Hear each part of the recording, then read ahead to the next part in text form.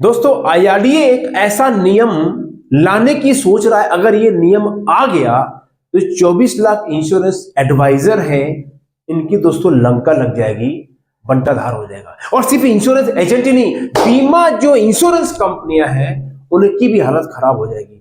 तो आप बोलेंगे मैं इंश्योरेंस एडवाइजर हूं या बनने की सोच रहा हूं या किसी तरीके से इस इंडस्ट्री से जुड़े हैं तो प्रॉब्लम हो जाएगी। सवाल है तो फिर क्या आईआरडीए एजेंटों का कमीशन कम करने वाला है क्या, या कोई पेनल्टी लगाने जा रहा है?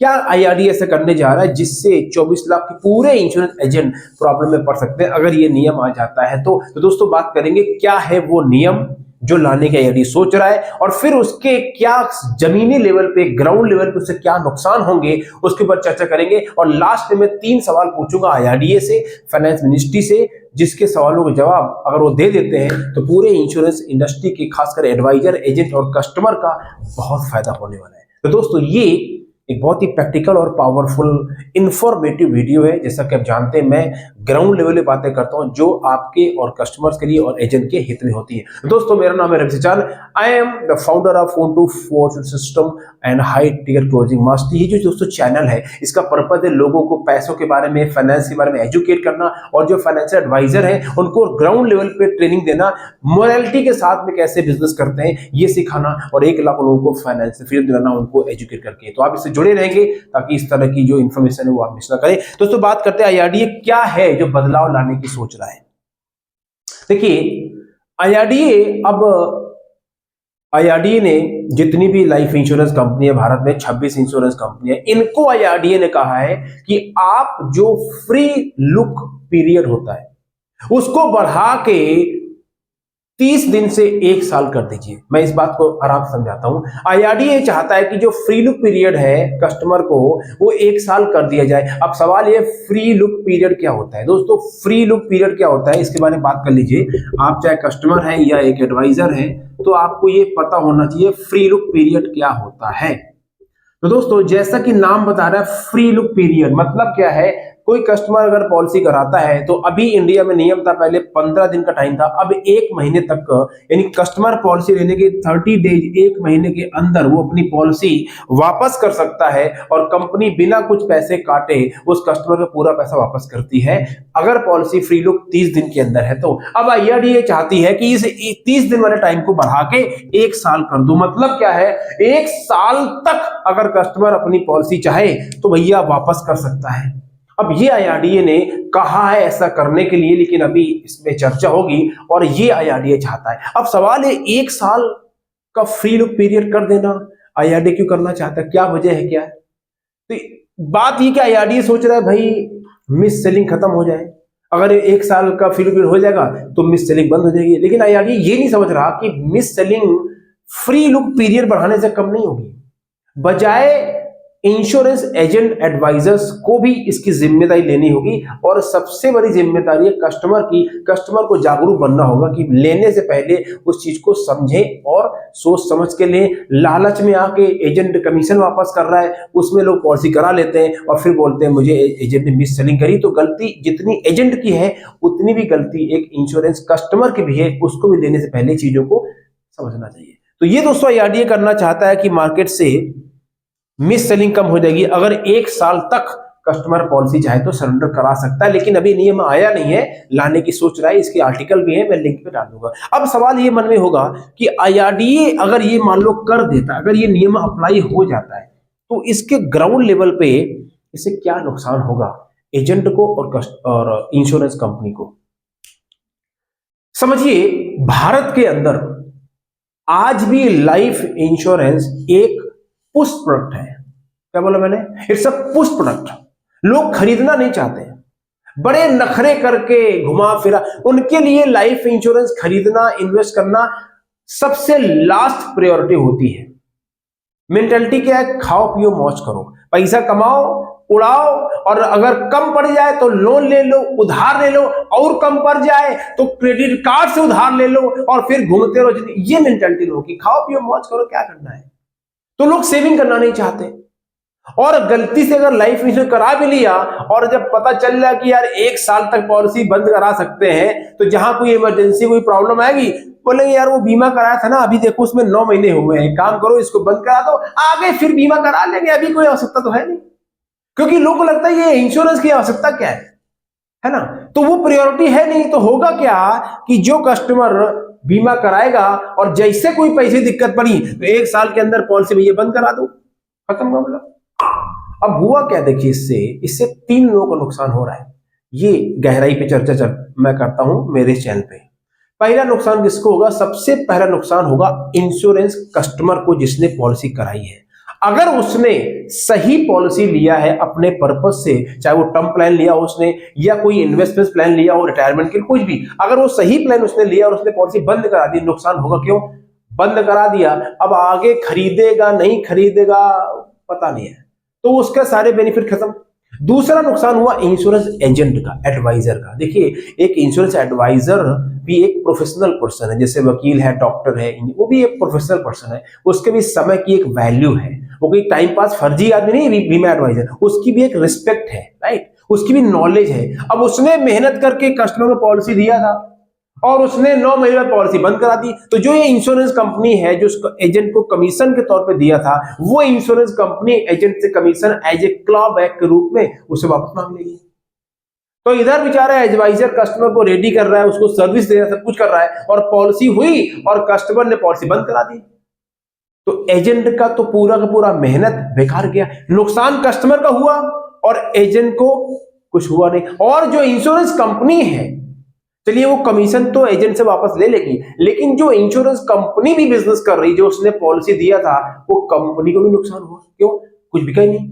भाई बिजनेस कब चलता है? जब खरीद फरोख्त होती है, जब बिजनेस चलता है, जब कुछ बिकता है, राइट। और जब जो बिका था वही वापस घर में माल आ गया, तो हुआ क्या? कुछ नहीं हुआ। तो दोस्तों इससे सबसे पहला नुकसान ये है कि जो एजेंट है उसकी मेहनत पूरी पानी फिर जाएगी। दूसरा, जो इंश्योरेंस कंपनी है उनको बिजनेस करना और मुश्किल होगा जब कस्टमर पॉलिसी बंद कर देगा, तो राइट। तीसरा नुकसान क्या होगा?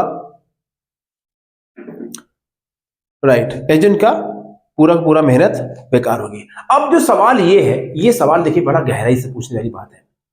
आईआरडीए ये सोचता है कि भाई बंद कर दो, एजेंट को कस्टमर को फ्री छूट दे दो तो मर्जी कर लेगा। लेकिन मेरा सवाल आईआरडीए से है, आप मुझे बताइए, आप किसी एक इंडस्ट्री का नाम लेके आइए जिसमें मैंने आज कोई सामान खरीद लिया और मैं 1 साल के अंदर बोलता हूं ये मैंने लिया था, उसी दाम पे बिना कुछ लिए वापस ले लो, कोई करेगा?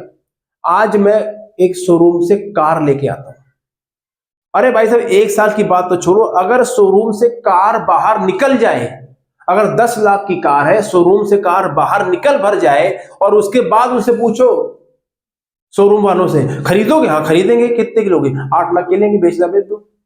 केवल शोरूम से कार निकली है और 8 लाख की भी ले लें तो बहुत बड़ी बात है। ये हाल है।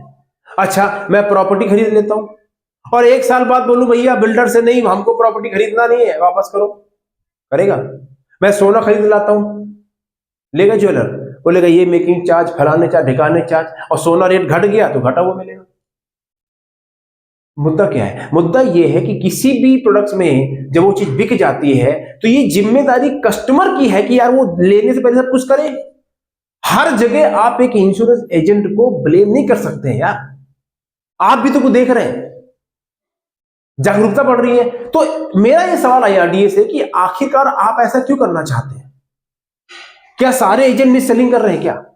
अगर सारे मिस सेलिंग कर रहे हैं तो ये जो $100 बिलियन की बीमा इंडस्ट्री कैसे चल रही है? लोग खरीद क्यों रहे? तो ऐसा तो नहीं है।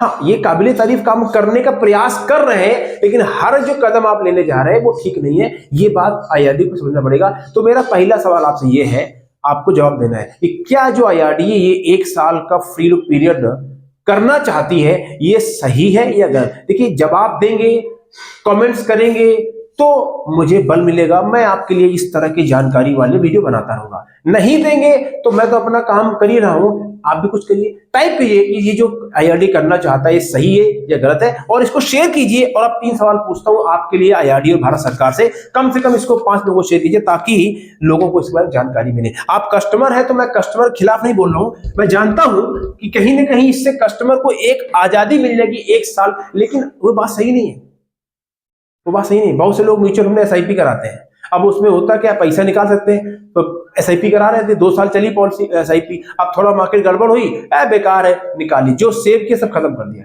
या कोई मार्केट नया आईफोन आ गया, अरे कांगो एसआईपी तोड़ो और फोन ले आओ, या घूमने जाना है। पर इंश्योरेंस में क्या, अगर 5-10 साल नहीं निकाल पाओगे तो पैसा कम जरूर मिलता है, कोई डाउट नहीं है, बीमा जगत में म्यूचुअल फंड से रिटर्न कम मिलता है, लेकिन सेफ है, सिक्योर है, जितना है उतना मिलेगा, और इसी बहाने आपकी सेविंग हो जाती है। और मैं ना लाइफ इंश्योरेंस सपोर्ट करता हूं ना म्यूचुअल फंड को सपोर्ट करता हूं, मैं एक जनरल बात करता हूं, मैं एक एजुकेटर हूं, ठीक है ना, इसलिए बताऊं। पहला सवाल मेरा आईआरडीएस ये है कि आप इंश्योरेंस एजेंट के ऊपर तो रस्सी चारों तरफ से टाइट कर रहे हो, कमीशन कम करा दिया, क्लॉबैक अभी पूरा हटाया नहीं है, बहुत सारी बातें चल रही, राइट, ये नियम फलान ठिकाने, लेकिन आप एक बात जवाब दीजिए, जब वही एजेंट किसी कस्टमर को मेडिकल इंश्योरेंस या लाइफ इंश्योरेंस पॉलिसी दे के आता है और जब बीमा कंपनी वाले क्लेम देने से मना कर देते हैं, तब आप क्या करते हैं? उस समय आप क्यों नहीं इंश्योरेंस, ठीक है आप कोई कंप्लेन करता है तो उसमें आप एक्शन लेते हैं, पर ऐसा क्यों नहीं करते कि आप कंपनी को सीधा टाइट कर डंडा कर दे, भैया अगर क्लेम नहीं दिया तुम्हारा चालान कर दिया जाएगा। उस समय आप इतनी शक्ति क्यों नहीं दिखाते? ये मेरे सवाल है, जनता की बिहार से पूछ रहा हूं। दूसरा सवाल मैं पूछता हूं भारत सरकार से, फाइनेंस मिनिस्ट्री से, श्रीमती सीतारमण जी से।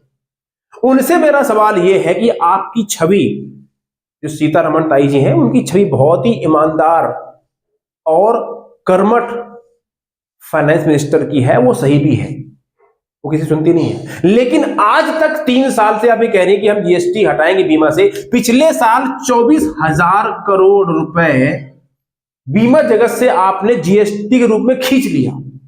ये 24,000 करोड़ ना तो इंश्योरेंस कंपनी ने दिए हैं, ना किसी नेता का, ना किसी मंत्री का, ये 24,000 करोड़ आम जनता के पैसे हैं, जो मिडिल क्लास और लोअर मिडिल क्लास लोग हैं, जो अपने परिवार की सुरक्षा के लिए ये लाइफ या हेल्थ इंश्योरेंस कराते हैं। 24,000 करोड़ बहुत बड़ा अमाउंट होता है। क्या उस 24,000 करोड़ लेने के बदले जब ये इंश्योरेंस कंपनियां, ये हेल्थ इंश्योरेंस कंपनियां या बीमा कंपनियां धड़ल्ले से क्लेम देने से मना करती हैं, उस समय क्या आपने कोई ऐसा नियम बनाया कि अगर कोई कंपनी की मना करती है, आप सीधे मिनिस्ट्री की इस नंबर फोन करो, अपनी प्रॉब्लम बताओ, हम ये बीमा कंपनी को ठीक कर देंगे? आप क्यों नहीं करते? ये 24,000 करोड़ ले रही हैं तो ये क्या जिम्मेदारी नहीं बनती आपकी? ये सवाल का जवाब है, ये सवाल है, ये मैं हर कस्टमर और एजेंट के बिहार पूछता हूं। इंश्योरेंस कंपनी देखिए पावरफुल है, उनको लीगल पता है, सब कुछ पता है, उनसे कोई जीत नहीं सकता। कंज्यूमर कोर्ट में केस चला गया, सुनवाई होगी, 1-2 केस जीत भी गया तो उससे होता क्या है? कुछ नहीं होता। ये दूसरा सवाल है मेरा मिनिस्ट्री से। और तीसरा सवाल ये है कि हर जगह एजेंट को ही क्यों दबाना चाहते हो? एक बीमा एडवाइजर हो या म्यूचुअल फंड एडवाइजर हो या कोई भी इस तरह के फाइनेंशियल एडवाइजर हो, हर इंडस्ट्री में आप मार्जिन देते हो। एक व्यापारी है, वो दुकान खोलो बैठा है, वो मार्जिन कमाने के लिए दुकान बैठा है। हर इंडस्ट्री में मेडिकल स्टोर चलाता है, उसका मार्जिन है। मिठाई वाला मार्जिन से माल बेचता है। हर जगह तो लोग मार्जिन, उनका मार्जिन फिक्स है।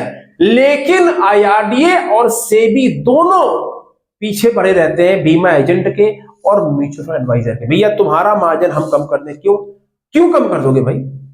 एक लिमिटेड तो होना चाहिए, लेकिन वो भी, उसको भी पीछे पड़े रहते हैं। तो यार ये ऑर्गेनाइज सेक्टर है, कोई चोरी तो कर नहीं रहा।